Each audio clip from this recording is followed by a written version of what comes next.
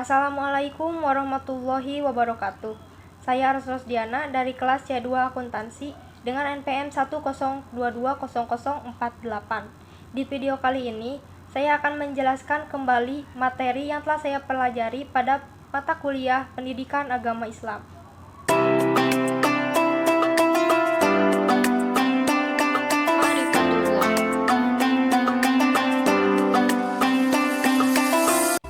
Ma'rifah berasal dari kata Arafa ya'rifu ma'rifah yang berarti mengenal. Dengan demikian, ma'rifatullah berarti usaha manusia untuk mengenal Allah, baik wujud maupun sifat-sifatnya. Ma'rifatullah berasal dari dua kata, ma'rifat dan Allah. Secara singkat, ma'rifatullah adalah mengenal Allah. Ahamiyatul ma'rifatullah, urgensi mengenal Allah. Orang yang mempelajari ma'rifatullah akan menjadi insan yang beriman dan bertakwa bila Allah memberikan hidayah kepadanya. Dan bagi muslim yang mempelajarinya, insya Allah akan menaikkan keimanan dan ketakwaannya. Sebagai balasan atas keimanan dan ketakwaan mereka, Allah menjanjikan kebaikan-kebaikan bagi mereka di antaranya. Al-Halifah, bahwa Allah menjanjikan kepada mereka untuk menjadi penguasa di bumi ini. Tamkinuddin, yaitu diteguhkan agama Islam di muka bumi. Al-Amnu, bahwa Allah akan mengkondisikan orang-orang yang beriman rasa aman dan tentram setelah sebelumnya mereka selalu ditimpa keresahan dan ketakutan. Al-Barokat, keberkahan yang melimpah. Al-Hayatun Thayyibah, kehidupan yang baik. At-Thoriq ila Ma'rifatullah, cara menuju Ma'rifatullah. Jalan menuju pengenalan terhadap Allah melalui ayat-ayat Allah.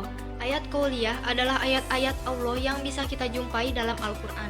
Ayat kauniyah adalah ayat-ayat dari Allah yang bisa kita jumpai di alam sekitar pada kejadian, persoalan, dan dinamika hidup manusia lainnya. Ayat kauniyah ini sering juga disebut fenomena alam. Melalui metode Islam, dalil nakli adalah dalil yang bersumber dari Al-Quran, As-Sunnah, dan ijma para ulama yang diambil dari intisari Al-Quran dan As-Sunnah. Dalil akli merupakan dalil yang berasal dari akal pikiran manusia, di mana akal pikiran manusia tersebut dapat menuntun manusia dalam memahami keberadaan Allah.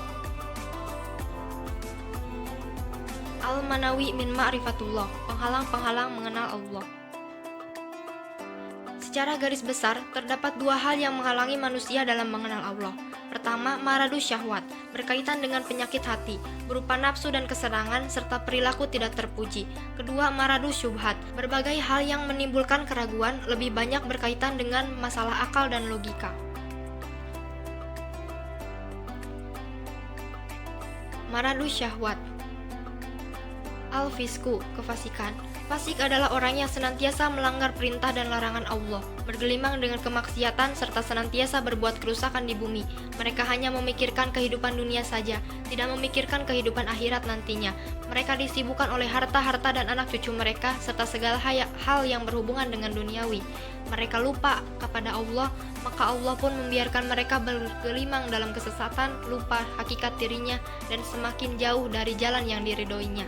Orang-orang yang fasik itu sebenarnya mengetahui mana yang hak, mana yang batil, mana yang baik dan mana yang jahat. Namun dia tidak melaksanakan yang benar dan yang baik itu, melainkan ia melaksanakan yang batil dan yang jahat. Sifat dan perilaku seperti itulah yang akan menghalangi dari mengenal Allah. Al-Kibru, kesombongan. Kesombongan merupakan suatu sikap di mana hati seseorang ingkar dan selalu membantah terhadap ayat-ayat Allah.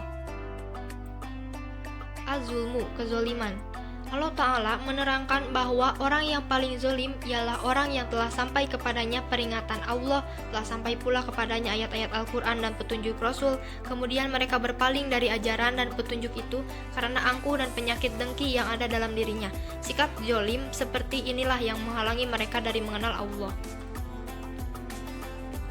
Al-Kizbu, kedustaan. Kedustaan merupakan sikap bohong, pura-pura, dan pengingkaran terhadap ayat-ayat Allah. Hal ini seperti yang dilakukan oleh orang-orang munafik. Kasrotul ma'asi, banyak melakukan perbuatan maksiat. Mereka hendak menipu Allah dan orang-orang yang beriman, padahal mereka hanya menipu dirinya sendiri, sedang mereka tidak sadar Dalam hati mereka ada penyakit, lalu ditambah Allah penyakitnya. Dan bagi mereka siksa yang pedih, disebabkan mereka berdusta. Quran Surat Al-Baqarah ayat 2.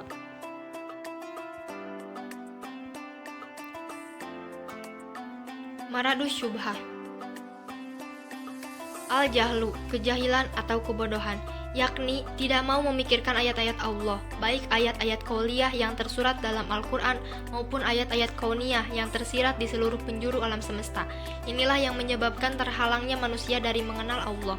Mereka tidak mau menggunakan potensi diri mereka untuk memikirkan ayat-ayat Allah, sehingga ia dicela dalam Al-Quran dengan ungkapan Al-Irti.